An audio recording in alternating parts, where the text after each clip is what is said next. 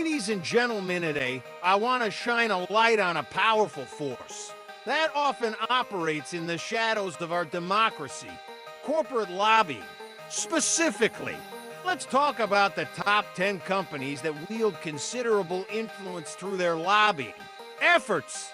At the summit of this list stand some of the most recognizable names in industry and commerce. Take a moment to ponder the scale of their influence, not just in boardrooms, but in the corridors of power where laws are crafted and regulations are shaped.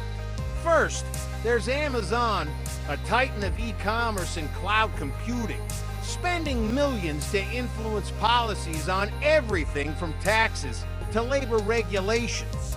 Their reach extends far beyond the packages delivered to our doorsteps. Then there's Google, or should I say Alphabet Inc., not just a search engine giant, but a lobbying powerhouse shaping debates on data privacy, internet regulations, and competition laws. They're not just organizing information, they're organizing influence. Facebook, now Meta Platforms, doesn't just connect friends and family. They connect to policymakers to steer conversations around social media regulations and digital advertising rules.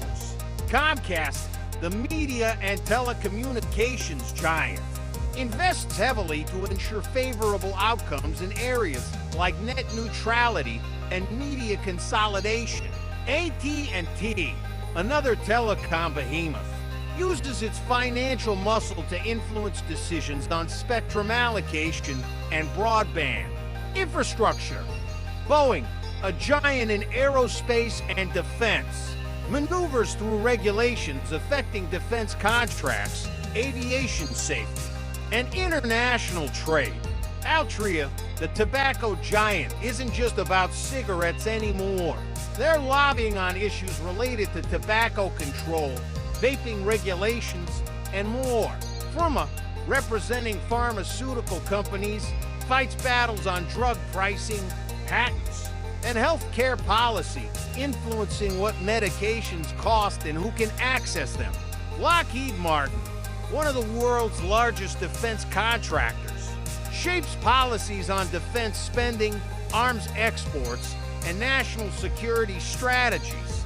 And Walmart, the retail giant, has a stake in everything from labor laws to trade policies that affect global supply chains and consumer markets. These companies are not just competing in the marketplace.